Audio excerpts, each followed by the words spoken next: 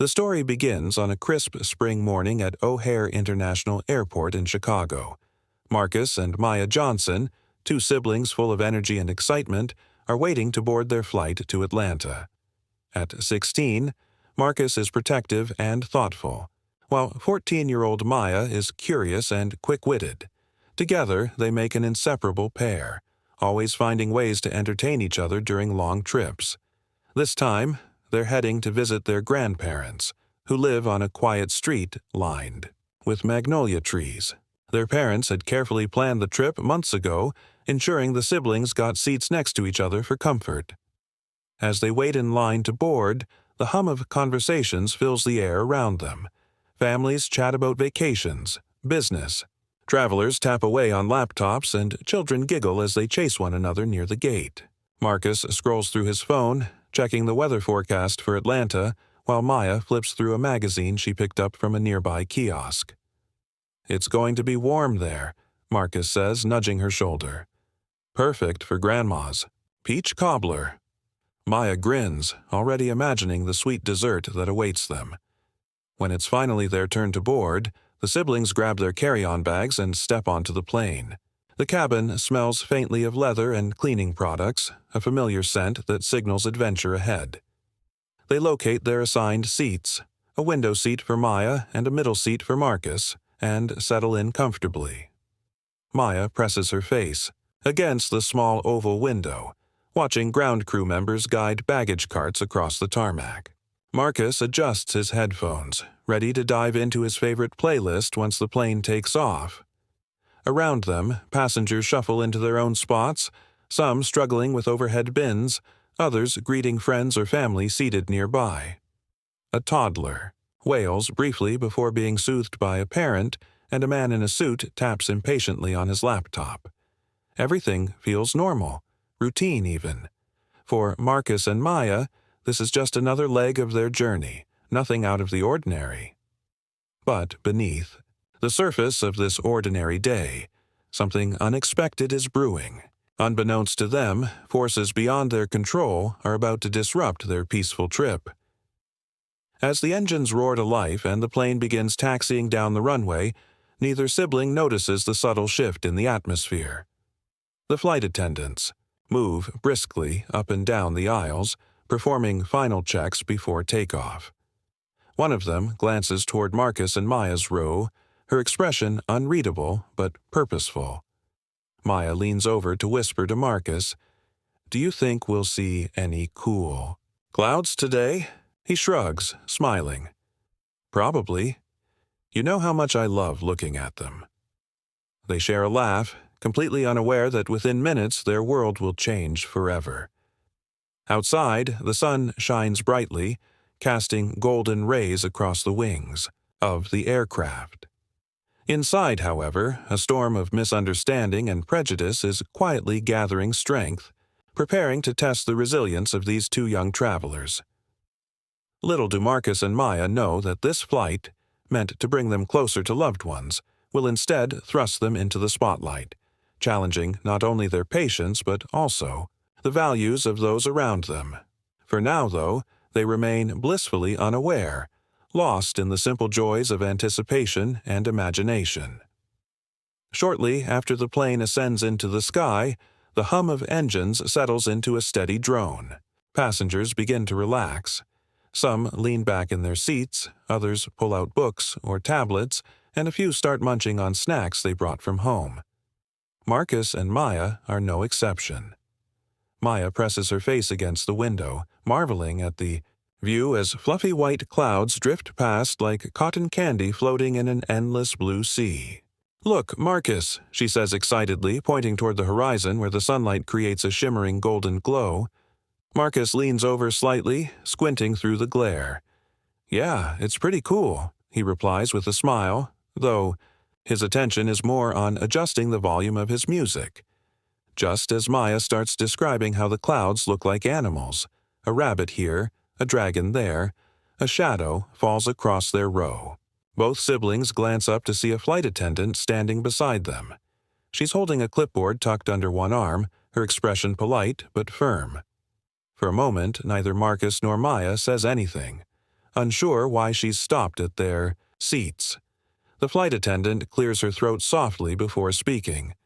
"Excuse me," she begins, her voice calm but clipped. "Would you two mind switching seats with another passenger? It'll help us accommodate someone who, well, let's just say it'll make things easier." Marcus frowns, exchanging a puzzled look with Maya. "Switch seats?" he asks, his tone tinged with confusion. "Why? We're already sitting where our tickets say we should be." The flight attendant hesitates for a split second, glancing briefly toward the rear of the plane before meeting Marcus's gaze again. "Yes, I understand," she says quickly, "but sometimes adjustments need to be made mid-flight for operational reasons. This passenger has requested a specific seat, and moving you two would resolve the issue." Maya tilts her head, her brow furrowing. "Operational reasons? What does that even mean?" she blurts out, her teenage curiosity getting the better of her. The flight attendant offers a tight-lipped smile, clearly unprepared for follow-up questions.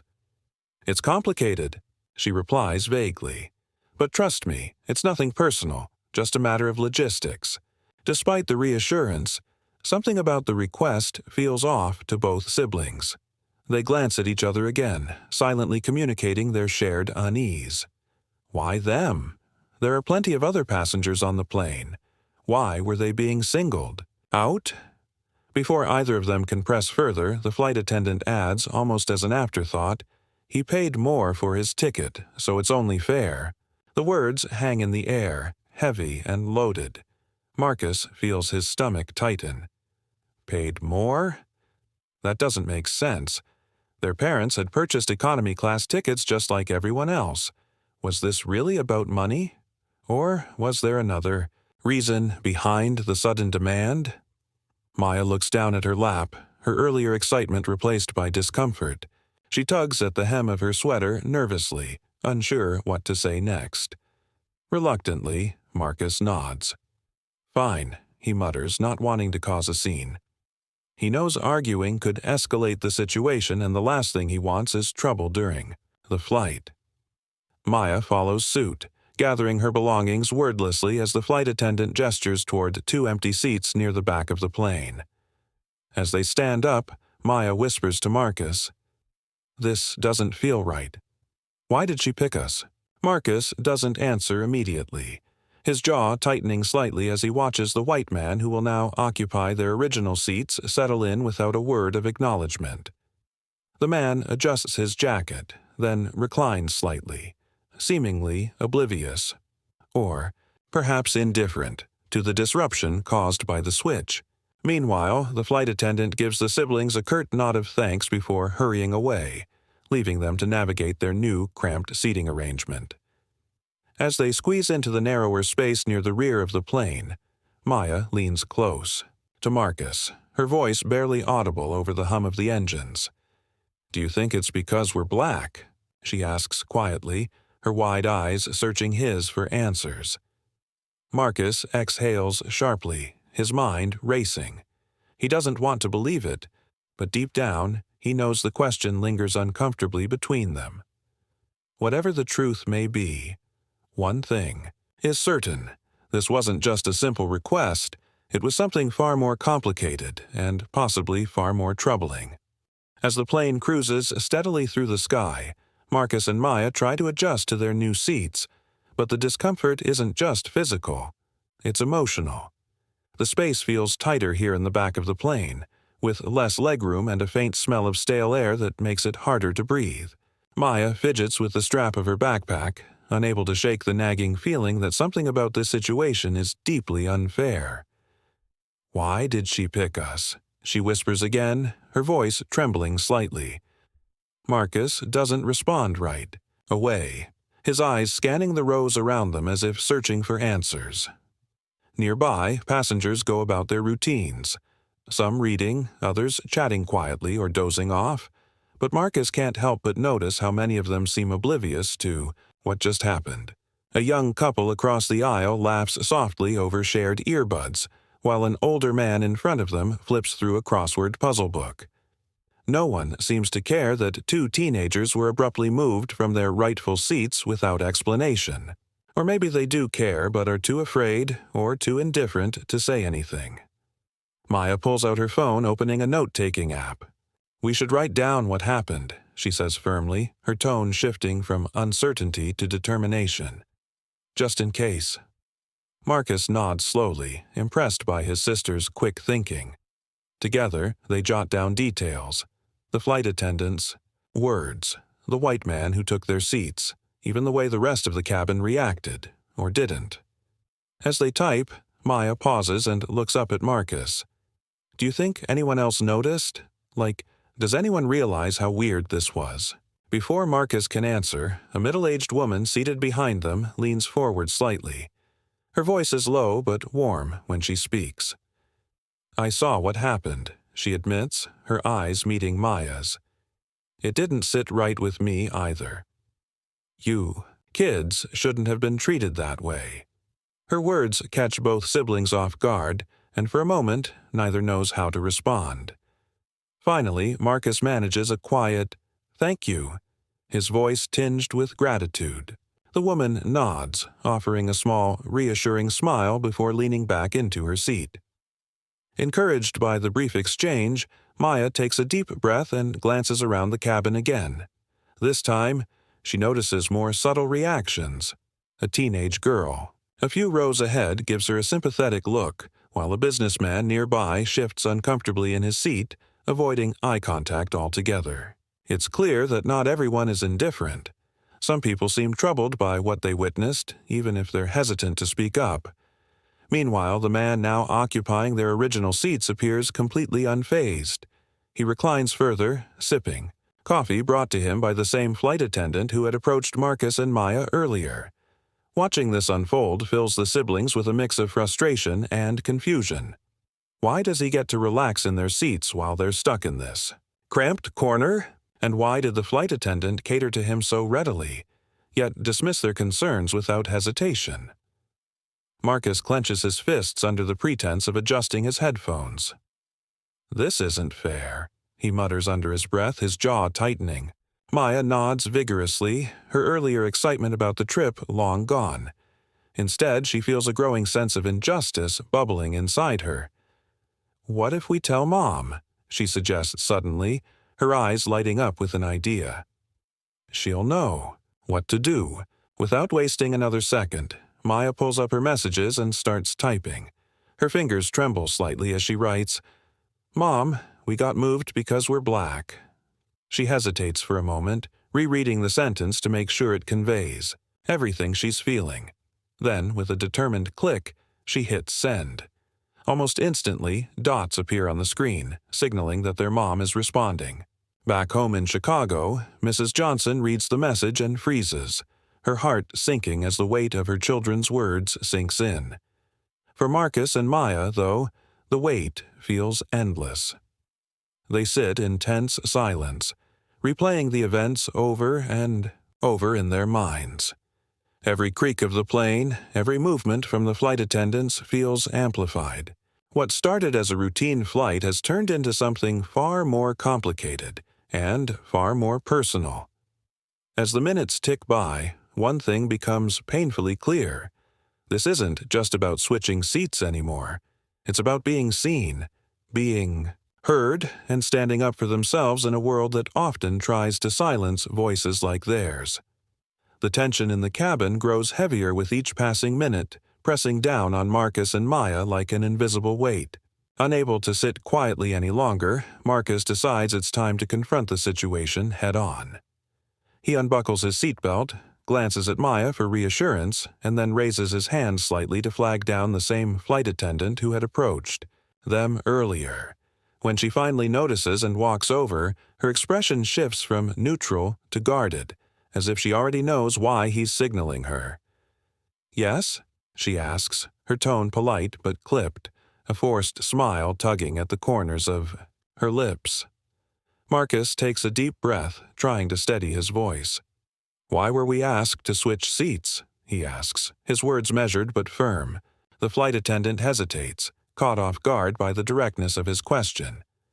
For a moment, she looks around the cabin as if searching for an escape or perhaps hoping someone else will intervene. But there's no one. Just Marcus, staring, back at her with quiet determination. It's standard procedure, she says finally, her voice wavering ever so slightly. We needed to accommodate another passenger. Marcus shakes his head, frustration bubbling beneath the surface. That doesn't make sense, he presses. You said it was because he paid more, but we all bought economy tickets. So why us? Why not someone else? The flight attendant's smile falters, replaced by a flicker of discomfort. She shifts her weight from one foot to the other, clearly unprepared for this level of scrutiny.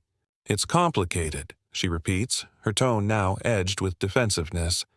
These decisions aren't personal. They're based on operational needs. Maya leans forward, her voice trembling but resolute.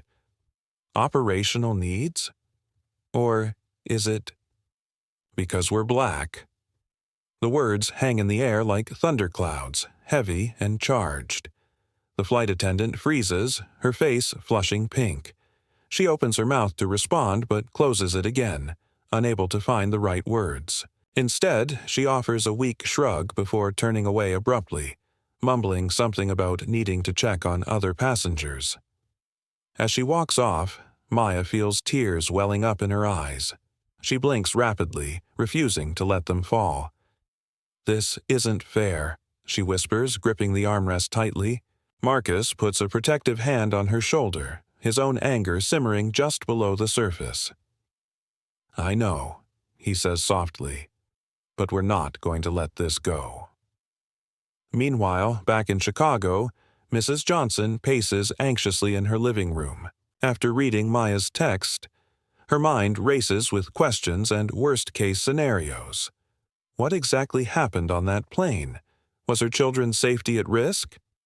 Determined to get answers, she picks up her phone and dials the airline's customer service hotline. After several minutes of automated menus and hold music, a representative finally comes on the line. Hello, how can I assist you today? The woman on the other end asks cheerfully, oblivious to the storm brewing on the other side of the call. Mrs. Johnson takes a deep breath, forcing herself to stay calm. My kids are on one of your flights, she begins, her voice steady but laced with urgency. They were asked to give up their seats for another passenger under questionable circumstances, and I want to understand why. The representative pauses, clearly caught off guard by the specificity of the complaint.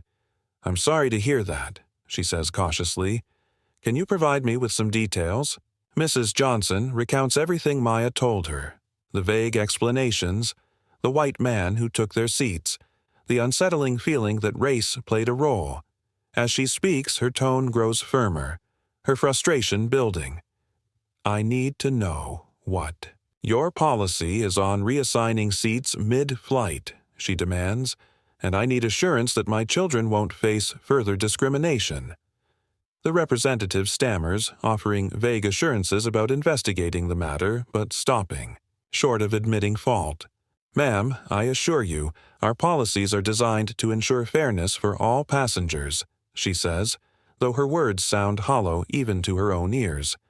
Mrs. Johnson isn't satisfied. Fairness? She echoes, her voice rising slightly. Then explain to me why my kids were singled out. If this isn't resolved, I'll have no choice but to escalate this issue publicly. The threat hangs in the air, and for the first time, the representative sounds genuinely concerned. Let me look into this further and get back to you, she says quickly, clearly eager to end the conversation. Hanging up the phone, Mrs. Johnson exhales sharply, her hands trembling with a mix of anger and helplessness.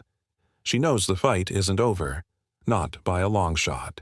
But one thing is certain, she won't stand idly by while her children are treated unfairly. Across the miles, Marcus and Maya feel the same resolve settling in their chests. Whatever happens next, they're ready to stand their ground, and together they'll make sure their voices are heard. The plane begins its descent into Atlanta, the city skyline emerging like a jagged puzzle against the horizon. Inside the cabin, the air feels charged with anticipation. not just from passengers eager to land, but from the growing tension surrounding Marcus and Maya. Word of their situation has started to ripple through the rows, whispered conversations spreading like wildfire. Some passengers glance sympathetically at the siblings, while others pretend not to notice. The flight attendant who initially approached them avoids eye contact altogether, her movements hurried and nervous as she tidies up the aisles. Meanwhile, news of the incident is already breaking beyond the confines of the aircraft. Back in Chicago, Mrs. Johnson wastes no time after ending her call with the airline. Fueled by a mix of maternal instinct and righteous indignation, she contacts a local news station that specializes in investigative reporting. Within minutes, she's recounting every detail of what happened, her voice steady but laced with emotion. "My kids were singled out because of their race," she explains, sharing screenshots of Maya's text message and emphasizing how unsettling the entire ordeal was. The journalist listens intently, sensing the potential magnitude of the story. By the time the plane touches down in Atlanta, hashtags like Dikwach Justice for Marcus and Maya are beginning to trend on social media. Dozens of posts appear online, some from passengers who witnessed the incident firsthand, others from strangers outraged by the injustice. One traveler tweets a photo of the white man reclining comfortably in the seats originally assigned to Marcus and Maya, captioning it, "This shouldn't happen in 2023. Another shares a video clip of the flight attendants moving briskly past the siblings' new cramped seating area, sparking debates about fairness and discrimination in public spaces. As the plane pulls up to the gate, reporters swarm the jet bridge, cameras flashing and microphones ready. When Marcus and Maya step off the plane, they're greeted not only by their grandparents but also by a sea of media personnel eager to hear their side of the story. For a moment, the siblings freeze, overwhelmed by the sudden spotlight. Their grandmother steps forward, wrapping them in a tight embrace before turning to address the crowd. "These are my grandchildren," she says firmly, her voice steady, despite the chaos around them. "They deserve respect, just like anyone else." Inside the terminal, airport security briefly detains the family under the guise of protocol, claiming all complaints made during flights must be investigated. But it quickly becomes clear that this isn't about procedure. It's an attempt to deflect blame. Security officers ask repetitive questions, probing for inconsistencies in Marcus and Maya's account. Yet the siblings remain composed, sticking to their truth. "We didn't do anything wrong," Marcus insists, his voice calm but unwavering. "All we want is for people to treat us fairly." Back on the plane, other passengers begin speaking out too. A young woman who sat near Marcus and Maya records a video testimony, describing how uncomfortable the request seemed and how unfairly the siblings were treated. "It wasn't random," she says, her tone resolute. "You could feel it. The bias was there." Her post goes viral, further amplifying the outrage. Amidst the mounting pressure, the airline scrambles to respond. They release a vague statement via social media, promising to review the incident internally and ensure compliance with company policies. However, the lukewarm apology does little to quell public anger. Commenters flood the airline's page, demanding transparency and accountability. "Your actions speak louder than your words," one user writes. "Fix this." For Marcus and Maya, the whirlwind of attention is surreal. As they sit together in the bustling terminal, surrounded by reporters and supporters alike, they reflect on everything that's transpired. What began as a simple trip to visit family has transformed into something far greater, a catalyst for change. Though exhausted, they feel a flicker of hope. If their voices can spark such widespread awareness, maybe they can inspire others to stand up against injustice too. As the camera flashes continue and interview requests pour in, Marcus leans over to whisper to Maya, "We've got this." She nods, gripping his hand tightly. Together, they know they're stronger than any challenge and more determined than ever to fight for what's right. The days following the flight are a whirlwind for Marcus and Maya. What started as a personal injustice quickly spirals into a national conversation, with their story dominating headlines and talk shows across the country. Civil rights organizations reach out to offer support, while community leaders praise the siblings for their courage in speaking up. At first, Marcus and Maya feel overwhelmed by the attention. Cameras flashing in their faces, reporters asking probing questions, strangers stopping them on the street to shake their hands or share words of encouragement. But amid the chaos, they find strength in knowing they're not alone. Encouraged by their parents and supported by prominent attorneys who step forward pro bono, the Johnson family decides to take legal action against the airline. The lawsuit isn't just about seeking compensation. It's about holding the company accountable for perpetuating systemic bias. High-profile lawyers frame the case as a pivotal moment in addressing racial discrimination in corporate America, arguing that what happened to Marcus and Maya is emblematic of larger societal issues. This isn't just about 2 seats on a plane, one attorney declares during a press conference. It's about ensuring equal treatment for everyone, regardless of race. While the legal battle unfolds, Marcus and Maya channel their frustration into something positive. Inspired by the outpouring of support from people around the world, they launch an initiative called Seat Equality. The goal is simple, yet powerful: to advocate for fairness in public spaces and challenge discriminatory practices wherever they exist. Through social media campaigns, school presentations, and community events, the siblings become vocal advocates for change. They speak openly about their experience, urging others to recognize and address bias when they see it. Their efforts catch fire, resonating with young people especially. Schools invite them to give talks, where students listen intently as Marcus describes how it felt to be singled out, and Maya explains why staying silent wasn't an option.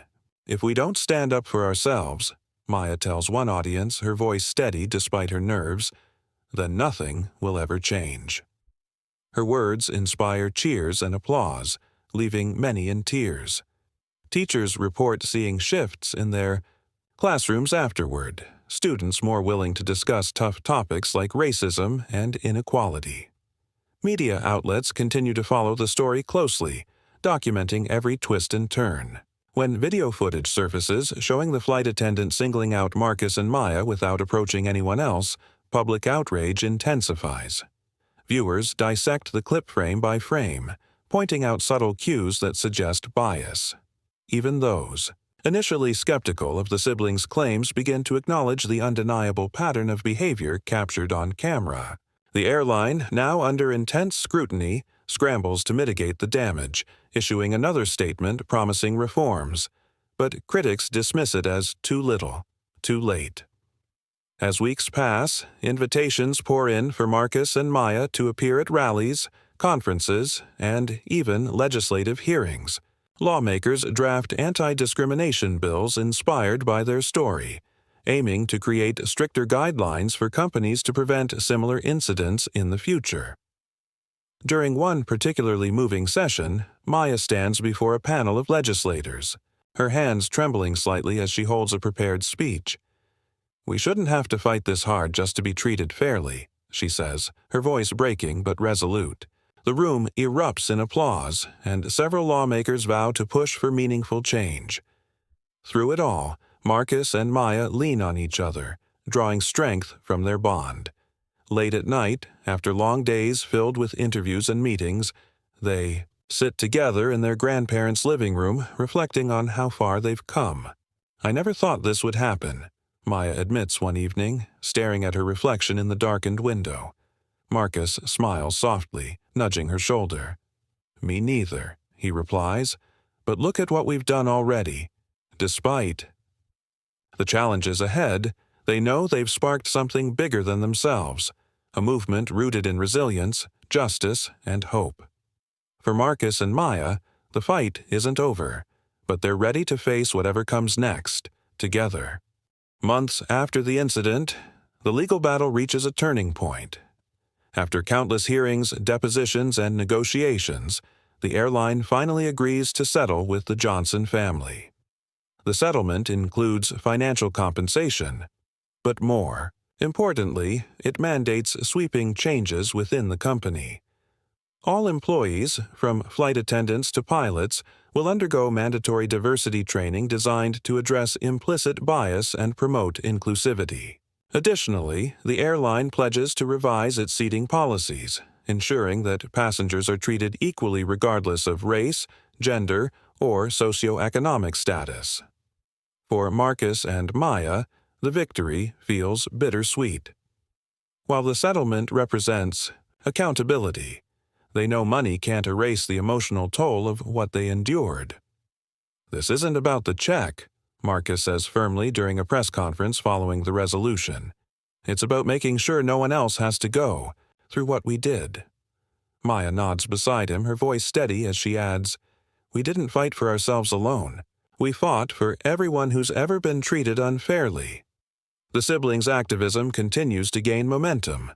Their Seat Equality initiative evolves into a nationwide campaign, inspiring people from all walks of life to demand fairness. In public spaces, schools adopt their message into curriculums, teaching students about systemic bias and how to challenge it constructively. Corporations invite Marcus and Maya to lead workshops where they share their story and encourage employees to speak up when they witness injustice. Even celebrities lend their voices to the cause, amplifying the movement on social media platforms. One particularly memorable moment comes when Marcus and Maya are invited to speak at a youth leadership summit in Washington, D.C.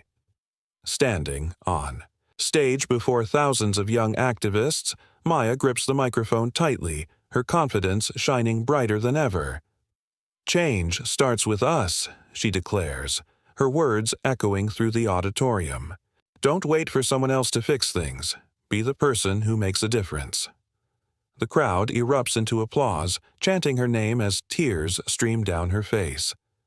Marcus watches proudly from the sidelines, knowing his sister has grown into a fearless advocate. Back home, the siblings find joy in small victories.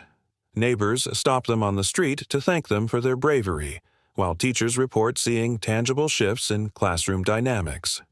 Students begin speaking out more openly about inequality, organizing fundraisers and awareness campaigns modeled after seat equality. One high school even dedicates an annual award to Marcus and Maya, honoring students who demonstrate courage in standing against injustice. Despite their growing fame, Marcus and Maya remain grounded, leaning on their family for support. Their parents remind them often that their strength lies not just in their words, but in their ability to inspire others. Late one evening, as they sit together under the stars in their grandparents' backyard, Maya turns to Marcus with a thoughtful expression. "Do you think we made a real difference?" she asks quietly, her voice tinged with vulnerability. Marcus doesn't hesitate. "Absolutely," he replies, his tone unwavering. "People are talking about stuff they used to ignore. That's progress, and it's because of us." Maya smiles, her doubts melting away as she gazes up at the night sky. For the first time in months, she allows herself to feel proud, not just of what they've accomplished, but of the resilience they've shown along the way. As summer approaches, Marcus and Maya prepare for another trip, this time to visit extended family in California. When they board the plane, they're greeted warmly by flight attendants who recognize them and express gratitude for sparking change within the industry. Settling into their assigned seats, side by side, they exchange a quiet glance, silently, acknowledging how far they've come. Outside the window, fluffy clouds drift past like old memories, reminders of a journey that changed their lives forever. Though challenges still lie ahead, Marcus and Maya know they've planted seeds of hope and justice that will continue to grow long after their story fades from the headlines. And as the plane ascends into the sky, they hold on to one truth. Their voices mattered, and always will. The sun dips low on the horizon as Marcus and Maya's plane touches down in California, marking the end of yet another journey. But this time, it feels different. The siblings disembark with a quiet confidence they didn't have months ago, their heads held high as they walk through the bustling airport terminal. Strangers glance at them curiously, some recognizing their faces. From news stories or social media posts, a young girl tugs on her mother's sleeve, pointing shyly at Maya. "Isn't that the girl who stood up for fairness?" she whispers loudly enough for everyone nearby to hear. Maya catches the comment and flashes a warm smile, waving gently, before continuing toward baggage claim. Their arrival is met with hugs and laughter from relatives who've followed their story closely. Aunt Lisa pulls them into a tight embrace, tears glistening in her eyes. "You two are heroes," she says, her voice thick with emotion. Marcus chuckles softly, brushing off the compliment with a modest shrug.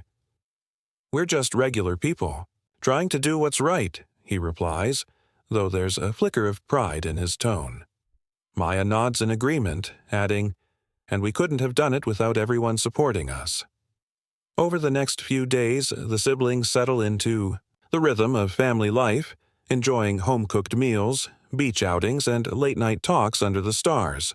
Yet, even amidst the joy, moments of reflection creep in. One evening, as the waves crash against the shore, Maya sits cross-legged in the sand, staring out at the endless expanse of water. Marcus joins her, plopping down beside her with a contented sigh. "What are you thinking about?" he asks, nudging her playfully. Maya hesitates for a moment, her gaze fixed on the horizon. "I was thinking about how much has changed since that flight," she admits. "Not just for us, but for other people too. Do you think things will keep getting better?" Marcus leans back on his elbows, considering her question carefully. "It won't happen overnight," he says thoughtfully, "but every step counts. Even if it's just one person deciding to treat someone else with kindness or fairness, that matters." Their conversation shifts to lighter topics, plans for the future, dreams they want to pursue, and memories they hope to create together. Maya talks animatedly about wanting to study journalism so she can continue telling stories that inspire change. Marcus, ever the protector, shares his dream of becoming a lawyer to fight for justice in courtrooms across the country. As they talk, their bond feels stronger than ever, a partnership forged not only by blood but by shared struggles and triumphs. Back in Atlanta, their grandparents watch news clips of the siblings' latest appearances, beaming with pride. "They've grown so much," Grandma Johnson remarks, dabbing at her eyes with a tissue. Grandpa nods, his voice filled with admiration. "They've always had good hearts, but now they've got courage to match." It's clear that Marcus and Maya's journey has touched not just their immediate family but generations around them. As the trip winds down, the siblings take one last walk along the beach before heading home. Maya pauses mid-step, shielding her eyes from the golden sunlight. "Do you remember when I asked if anyone would notice what happened on that plane?" she says, glancing at Marcus. He grins, nodding. "Yeah, and look where we are now. People didn't just notice, they stood with us." In that moment, standing barefoot in the sand with the sound of the ocean behind them, Marcus and Maya feel a profound sense of peace. They know the road. Ahead won't always be easy. There will still be challenges, moments of doubt, and battles left to fight. But they also know they've sparked something bigger than themselves, a ripple effect of awareness and action that will continue long after their names fade from headlines. As they board their return flight to Chicago, the siblings sit side by side once again, this time without interruption. Outside the window, clouds drift lazily across the sky, mirroring the calm they feel inside. Maya leans her head against Marcus's shoulder, closing her eyes with a contented sigh. "We did good, huh?" she murmurs sleepily. Marcus smiles, wrapping an arm around her shoulders. "Yeah, sis, we did real good." The plane ascends higher into the sky, carrying them toward home and toward a future shaped by resilience, hope, and the unshakable belief that standing up for what's right can truly change the world.